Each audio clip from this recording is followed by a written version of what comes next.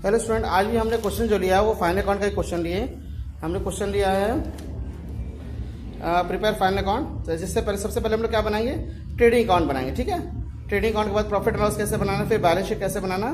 तो simple question लिए हैं ताकि आप लोग को और क्लियर कंसेप्ट समझ में आ सके, है ना। अगर आप लोग को समझ में नहीं आया तो हमने सबसे पहले क्या लिया, ओपनिंग स्टॉक। तो ओपनिंग स्टॉक हमारा कहाँ जाएगा, ट्रेडिंग अकाउंट में जाएगा। तो ओपनिंग स्टॉक का कितना अमाउंट है, 12,500। फिर हमारा बिल रिसीवेबल, ये तो हमारा बैलेंस शीट में जाएगा, इसको छोड़ देंगे। फिर हमारा क्या है, नेक्स्ट है सेल्स। सेल्स को हम लोग लिखेंगे इस साइड। सेल्स का अमाउंट है हमारा 70,000। उसके बाद हमारा इसको अंदर लिखते क्योंकि सेल्स रिटर्न हो सकता है।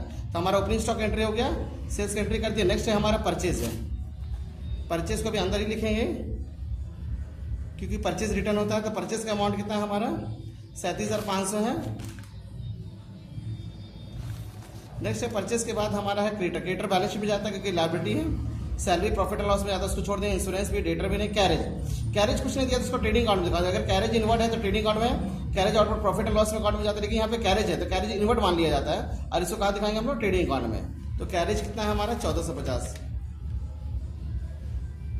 एक लाइन जगह छोड़ के लिखेंगे क्योंकि हमको हमारा परचेज रिटर्न भी हो सकता है ना।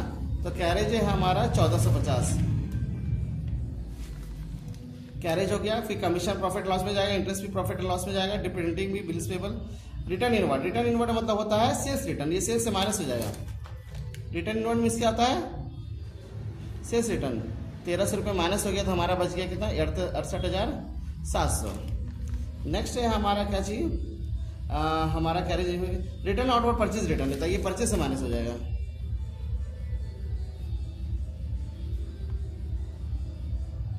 $37,000 हो गया। ठीक है, और हमारा जो है बैंक नहीं, बस क्लोजिंग स्टॉक। क्लोजिंग स्टॉक तो पता है स्टूडेंट, यहाँ लिखते हैं हम लोग।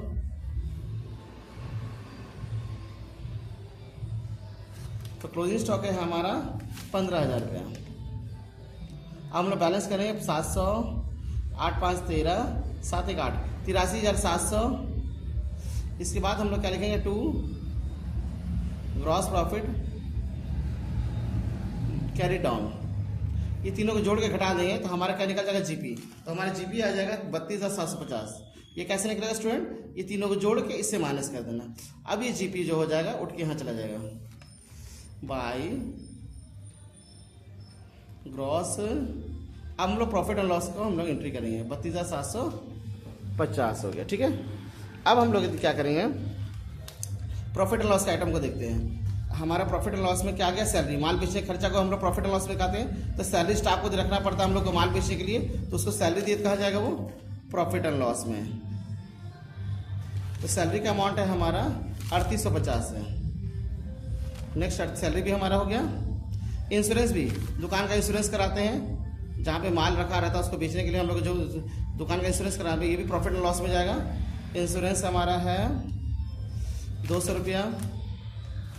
इंश्योरेंस भी हमारा हो गया। इसके बाद है कमीशन। कमीशन कुछ नहीं दिया तो डीआर मान लेंगे हम लोग।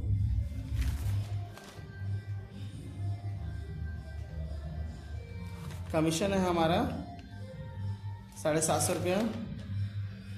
इंटरेस्ट भी हमारा खर्चा है, डेबिट लिख दिया है। अगर इंटरेस्ट क्रेडिट होता तो यहाँ जाता है। तो इंटरेस्ट हमारा कितना है, इंटरेस्ट का अमाउंट है हमारा 900 रुपया। प्रिंटिंग में हमारा खर्च है, प्रिंटिंग है हमारा 250 रुपया। बिल्स पेपर हमारा लायबिलिटी बैलेंस शीट में जाएगा। रेंट देखिए आगे, रेंट भी प्रॉफिट लॉस में जाएगा। रेंट एंड टैक्स है हमारा 1300 रुपया।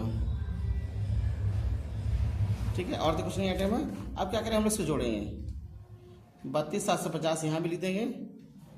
अब इसको जो सबको जोड़ने के बाद इससे अगर माइनस करें तो हमारा क्या निकल जाएगा, नेट प्रॉफिट। और ये कैपिटल से ऐड हो जाता है। इस सबको जोड़ते हैं तो हमारा आ जाएगा 4,050, 1650, 17, 18, 1900 और 1300, 12, 5, 6, 7। तो 32,750 में से 7250 घटाने से हमारा आ जाएगा 25,500। हमारा एनपी कितना आ जाएगा, ठीक है। अब बैलेंस शीट में जो जो आइटम उसको लिख देते हैं। बैलेंस शीट जो जो आइटम रह गया तो हमारा रह गया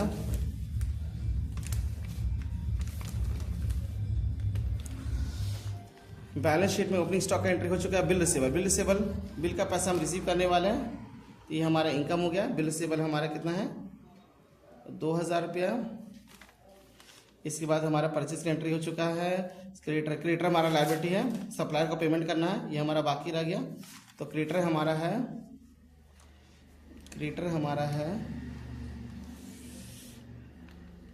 20,000 रुपया, 20,000। क्रेडिटर के बाद हमारा रह गया डेटर हमारा एसेट्स है। कस्टमर का पैसा हमारा बाकी है तो हमको मिल ही जाएगा, वो हमारा एसेट्स है। तो डेटर का अमाउंट है हमारा 32,500। इसके बाद नेक्स्ट है हमारा डेटर हमारा हो गया एंट्री। फिर नेक्स्ट है हमारा एसेट्स बिल्स पेबल, बिल का पेमेंट करना है हमारा। सप्लायर का जो बिल है इसका ड्यू है, इसका पेमेंट करना, कितना पेमेंट करना, ये भी हमारा लायबिलिटी है 3150, ये भी हमारा हो गया एंट्री। इसके बाद बैंक हमारा एसेट्स है। बैंक बैलेंस जो हमारा दुकान में का जो बैलेंस है, बैंक बैलेंस, बैंक में मेरे दुकान का जो पैसे जमा हुआ है वो भी हमारा एसेट्स है 5250। नेक्स्ट है हमारा फर्नीचर, ये हमारा एसेट्स है। फर्नीचर चूँकि फिक्स एसेट्स इसके ऊपर लिखा जाता है। फर्नीचर हमारा 1000 रुपया है। कैपिटल हमारा लायबिलिटी है 25,500 है। नेक्स्ट है क्लोजिंग स्टॉक। क्लोजिंग स्टॉक दो ट्री होता है, यहाँ पे होता है, और एक क्लोजिंग स्टॉक हमारा ट्रेडिंग में दिखाता है। ये कहाँ दिखाते हैं, ऐसे साइड दिखाते हैं। क्लोजिंग स्टॉक कितना हमारा 15,000 है। अब क्या करते हैं हम लोग बैलेंस शीट में नेट प्रॉफिट को जोड़ देते हैं। जो हमारा नेट प्रॉफिट आया ना 25,000 कितना हमारा कैपिटल कितना है 7100 है। हमारे कैपिटल कितना है 7100 है। उसमें से नेट प्रॉफिट हमारा कितना है 25,500 है। इसको हम लोग जोड़ देंगे तो हमारा 25 और 7 32,600। अब दोनों साइड हमारा बराबर हो जाएगा 25, इसका हो जाएगा हमारा टोटल दोनों साइड करेंगे तो हमारा बराबर होना चाहिए। इसका बैलेंस हो जाएगा 55,750, यहाँ भी हो जाएगा 55,750।